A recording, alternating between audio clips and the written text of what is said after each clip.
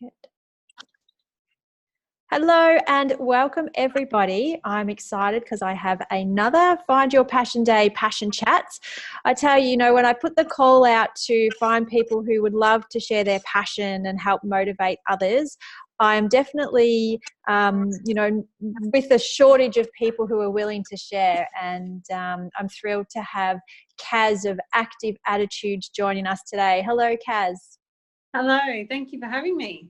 I'm thrilled. Yeah, great. And it's just amazing that the power of social media connects you to so many different people, not just the world, but more importantly, the country, and that's how we connected over Instagram. So it's been great. It's a small world when you are connected online, which is really cool.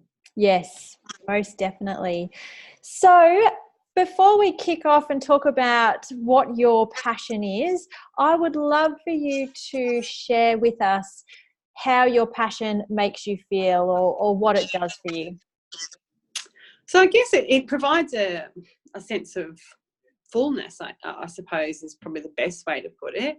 It's something bigger than me, something bigger than, my daily to-do list, or a child that needs breakfast, or traffic. It's a bigger than me piece that sits in my life, and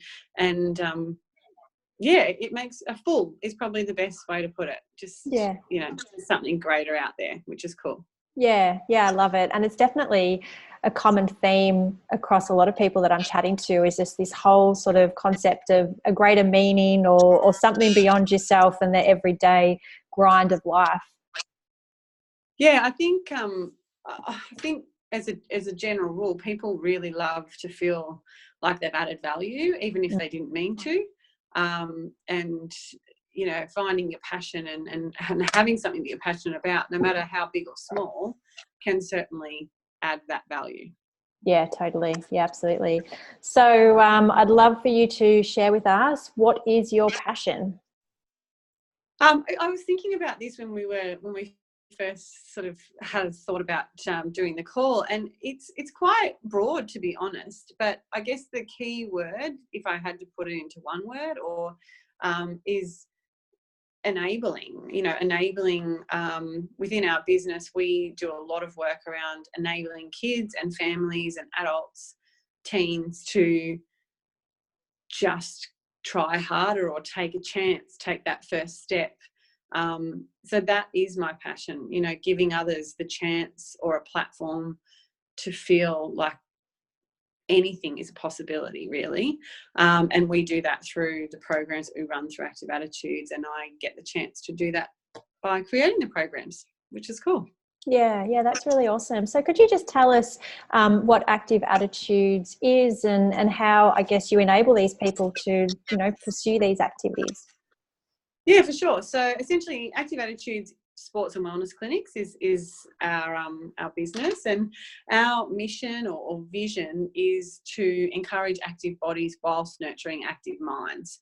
So we recognise that a little while ago that there are huge expectations from society, not just on kids but also on adults, to parent in a certain way, adult in a certain way, live in a certain way. And then the kids are being expected to do the same. So our minds are just full of expectations and rules, and you must be mindful whilst also being creative, and you must be passionate, and you must be calm and together and balanced, and all of these sorts of things. So our logo actually represents a triangle, and essentially it's my belief that if the triangle is broken at any point, you can't live a balanced and harmonious life. So essentially our goal within our programs are to try and give the kids and teens an opportunity at both of those. So whilst they're out being active or trying something new, we're also trying to add in little ways to nurture their minds as well, to make sure that they're dealing with that okay.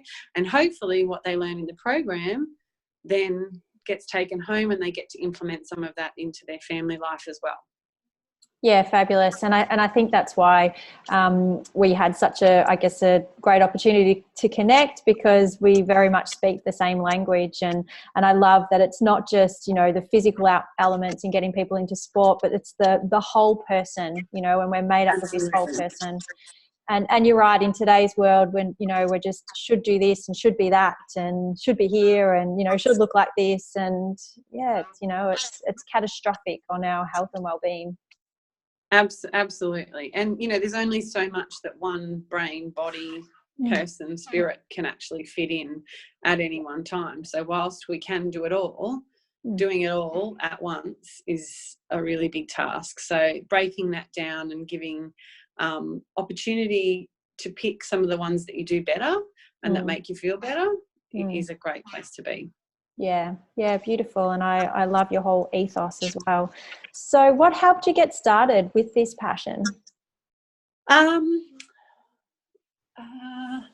I guess I found myself, so I was working in for Fernwood Fitness, women's fitness, for a long, long time, probably over, I guess, 10 years or so, and found myself continually working with people from a physical sense or a nutritional sense, but in actual fact, where it all boiled down was their mental space and mindset. And I guess that's what sort of drove me towards working out or exploring, probably is a better way, how, we're missing the key point here. We're starting ahead of the game rather than starting back at the mindset, which is where the issues actually stem from. So we can go and change what we do physically and what we eat, but if we haven't first fixed what's going on behind, those habits don't follow on. So that's probably what, I guess, started the passion and made me realise that there was really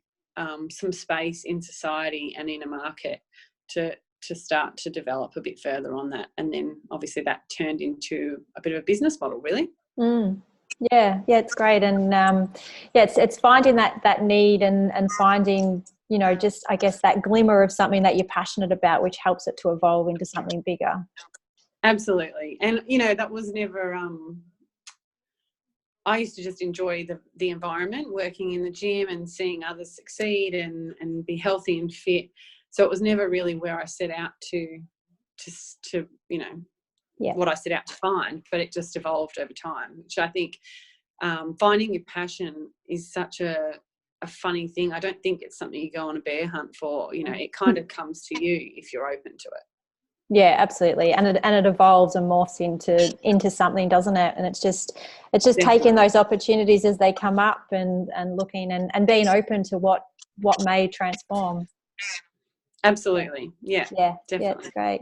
So tell me, I guess pursuing passion and creating, change in your life, we all have struggles with that. So what were some of the things that you had to overcome in pursuing your passion and starting Active Attitudes? Yeah, that's a good question. And look, to be honest, I would say that it's still a work in progress. Every time you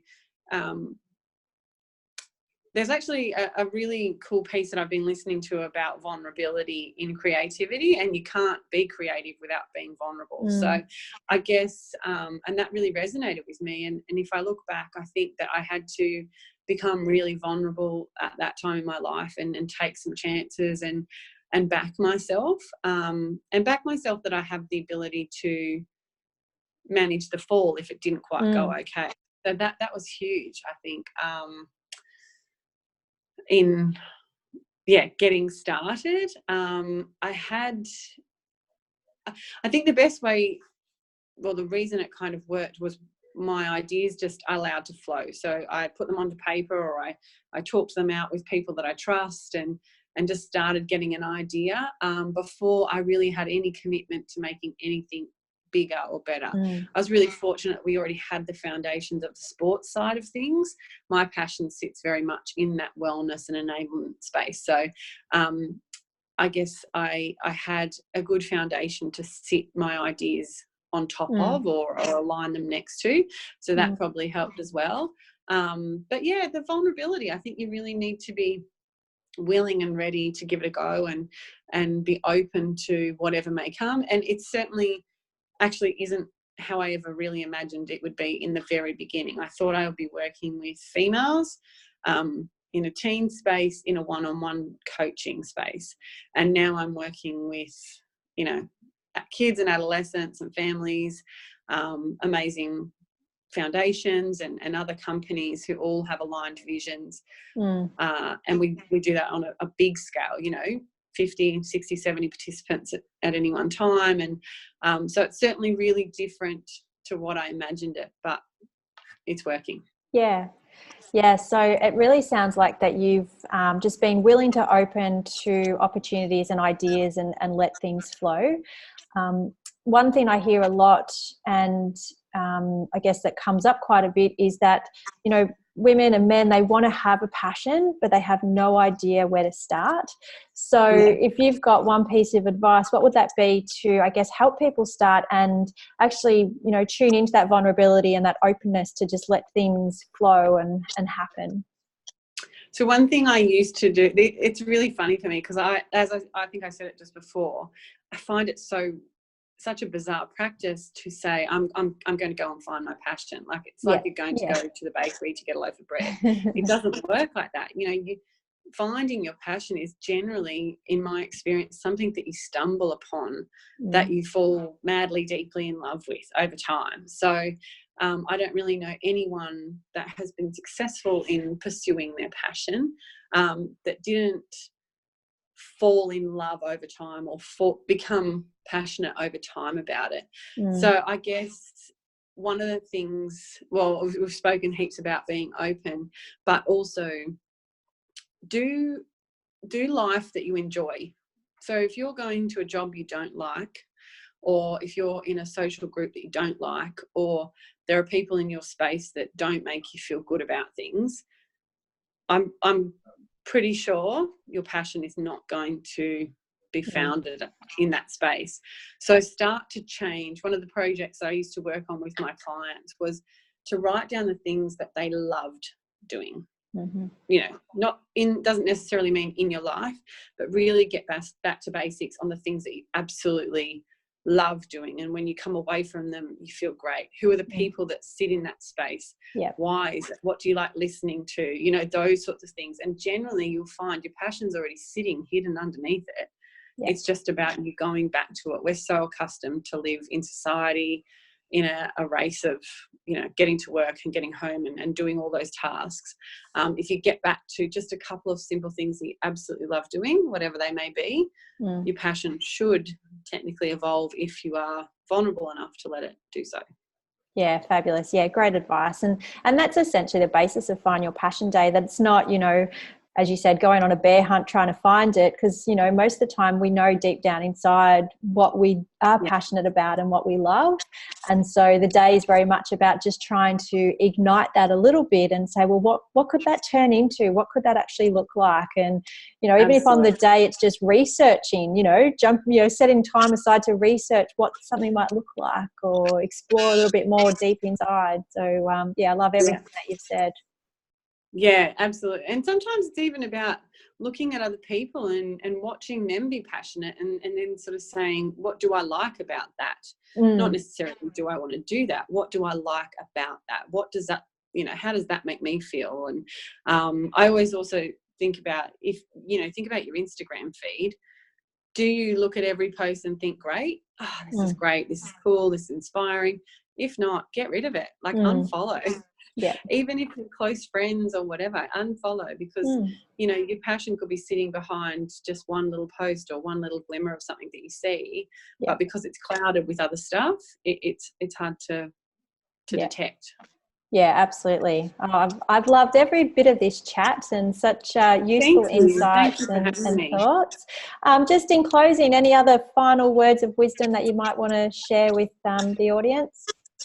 I think the biggest thing is be not only open to being vulnerable and willing to take a chance, but be open to that not being at all where you end up. You know, that the path is never straightforward, and there's not always a map, but you know, you are exactly where you're meant to be at every point in life. So be open to that, because it's a really cool journey as you divulge and work out where you're going, and be open to new opportunities. Yeah, that's really great advice, particularly in a society where we feel that, you know, we should be living a certain way and expectations of us that, Yes. it's going against the grain of the status quo, I guess you could say. So yeah, Absolutely. really invaluable advice. Well, thanks so much, Kaz. It's been Thank you awesome so to much for chat. having me. I And really appreciate it. It's been great to be on. thank you. And for those interested, go and check out Active Attitudes, because Kaz and the team there are doing some amazing things with kids and their families. So thanks again. Thank you. Thanks, guys. Okay, see ya. See ya.